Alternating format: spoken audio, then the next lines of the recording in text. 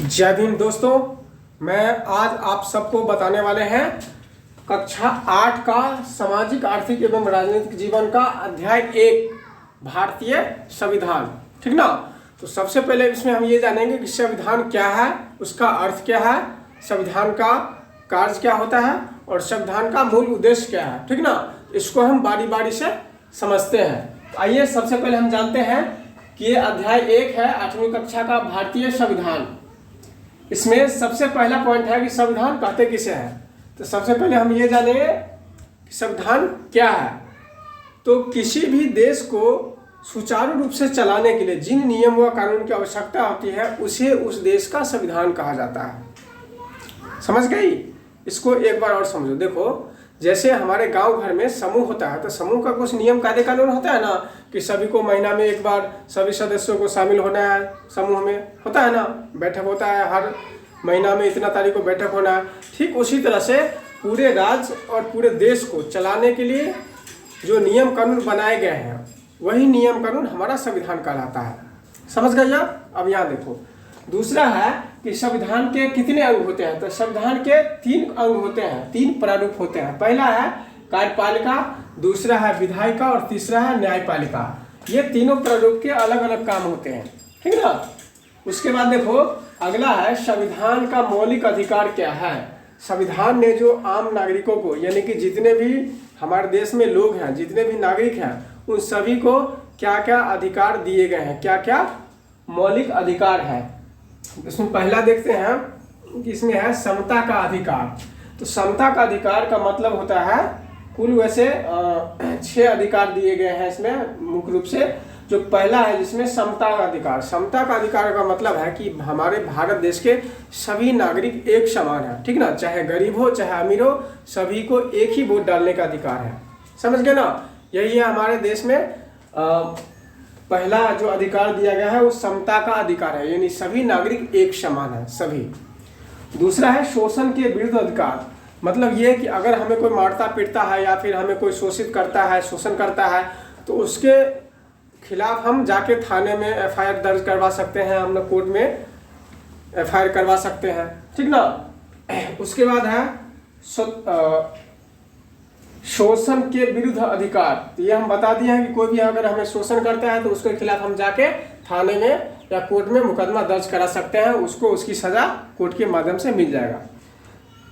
चौथा है धर्म की स्वतंत्रता का अधिकार। तो धर्म की स्वतंत्रता का अधिकार का मतलब ये हो गया कि हम किसी भी धर्म को इस देश में अपना सकते हैं। जैसे अगर हम हिंदू हैं, अगर हमको क्रिश्चियन बनना है तो हम उस धर्म को अपना सकते हैं। ये हमारी स्वतंत्रता हुई। ठीक ना। तो ये होता है धार्मिक स्वतंत्रता का अधिकार।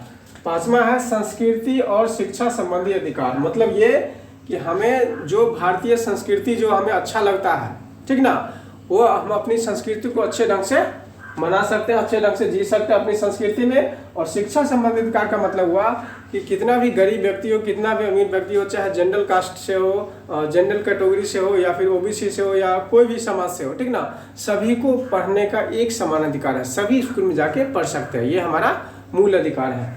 उसके बाद है संवैधानिक उपचारों का अधिकार। संवैधानिक उपचार मतलब है कि अगर संविधान में, ठीक ना, किसी को बीच बीच में कभी कभी ऐसा लगता है कि ये नियम सही नहीं है तो उसको संशोधन करके उसको सुधार किया जा सकता है। ये हमारे संविधान के 6ठे अधिकार में संवैधानिक उपचारों का अधिकार। समझ गई। उसके बाद हम दूसरा चीज जानेंगे, जो संविधान का मूल और बेसिक चीज है उसको पहले समझो। यहाँ पे है संविधान के जो लेखक है। तो संविधान के लेखक यानी संविधान का जनक किसको कहा जाता है?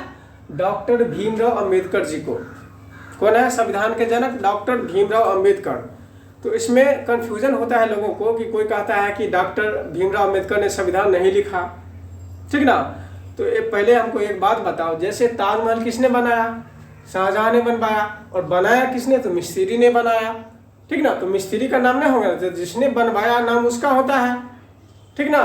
ठीक उसी तरह से कोई भी जैसे यहाँ पे दिया हुआ है कि प्रेम बिहारी नारायण रायजादा, इसने अपने हाथों से संविधान लिखा, यानी कि मिस्त्री ने घर बनाया, और बनवाया किसने? तो घर का जो मालिक है वो। तो नाम मालिक होता है ना, मिस्त्री कौन बनाया इससे कोई मतलब नहीं है, ठीक ना। ठीक उसी तरह से संविधान जिसने अपने हाथों से लिखा उनका नाम है प्रेम बिहारी नारायण रायजादा। और संविधान के जन्म ये लिखवाया किसने? तो डॉक्टर भीमराव अम्बेडकर ने, उन्हीं की अध्यक्षता में ये लिखा गया, ठीक ना। उसके बाद है संविधान का जनक। तो संविधान का जनक डॉक्टर भीमराव अम्बेडकर को कहा जाता है। दूसरी बात, अगला पॉइंट देखो यहाँ पे कि ये जो है संविधान सभा में कुल 299 सदस्य थे। कितने? 299 लोग उस संविधान सभा में मौजूद थे, जिन्होंने सब मिलकर के आपस में विचार करके क्या सही होगा क्या गलत होगा ये सब निर्णय लेने के बाद तब जाके संविधान को लिखा जाता था। उसके बाद है कि संविधान लिखने में जो समय लगा वो कितना समय लगा? छोटा संविधान है, हमारा भारत का जो संविधान है वो दुनिया का सबसे बड़ा संविधान है, याद रखना। दुनिया का सबसे बड़ा संविधान भारत का, और दुनिया का सबसे छोटा संविधान अमेरिका का है, ठीक ना। जो अमेरिका हमसे कई गुना ज़्यादा डेवलप कंट्री है। उसके बाद देखो तो 2 वर्ष 11 माह 18 दिन का समय लगा संविधान लिखने में। कितना? 2 वर्ष 11 माह 18 दिन, याद रखना। उसके बाद है कि संविधान लिखने का जो कार्य है वो 26 नवंबर 1949 में ही पूरा हो गया था। यानी संविधान जो लिखा गया वो 26 नवंबर 1949 को समाप्त हो गया। यानी कि इतना 1949 में संविधान लिख करके बन करके पूरी तरह से तैयार हो गया, लेकिन हम उसको लागू उस समय नहीं किया गया। तो और 26 जनवरी 1950 को ये संविधान लागू किया गया। तो हम लोग 26 जनवरी जो मनाते हैं वो संविधान दिवस के रूप में मनाते हैं, जो 26 जनवरी 1950 को लागू किया गया, ठीक ना। उसके बाद है संविधान जो है, मूल संविधान जो लिखा गया उस समय में डॉक्टर भीमराव अम्बेडकर जी के समय में, तो उनका जो वजन था उस समय में वो 3 kg यानी 3 किलो 665 ग्राम। संविधान जो किताब है उसका वजन कितना है? तो 3 किलो 665 ग्राम, ठीक ना।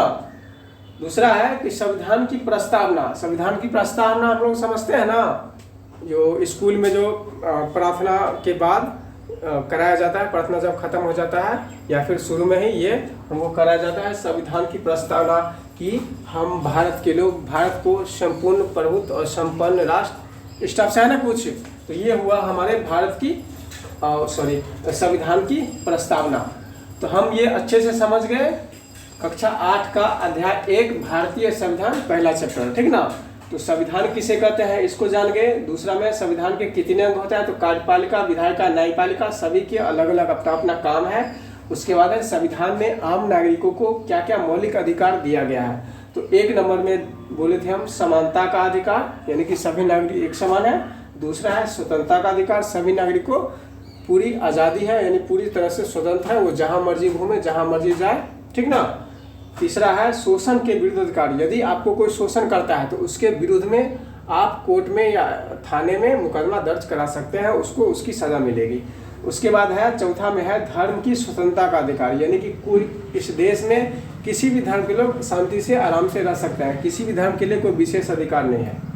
5वां है संस्कृति और शिक्षा संबंधी अधिकार। तो संस्कृति और शिक्षा का संबंधी अधिकार जो है वो सभी नागरिक एक समान से शिक्षा पा सकते हैं, इसमें कोई भेदभाव नहीं किया जाएगा। 6ठा है संवैधानिक उपचारों का अधिकार। समय समय पर अगर संविधान में जो कानून या नियम पुराना लगता है, जो अच्छा नहीं लगता है, उसको आपस में विचार करके, ठीक ना, संसद में बहस करके और उसके नियम में बदलाव किया जा सकता है, ठीक ना। तो ये था हमारा अध्याय 1 का भारतीय संविधान। तो दोस्तों ये वीडियो आपको हमारा कैसा लगा आप अपने कमेंट बॉक्स में ज़रूर लिखें, और अगर आप दूसरा टॉपिक पे वीडियो चाहते हैं तो हमारे कमेंट बॉक्स में ज़रूर लिखें। लाइक और सब्सक्राइब जरूर कीजिएगा। धन्यवाद।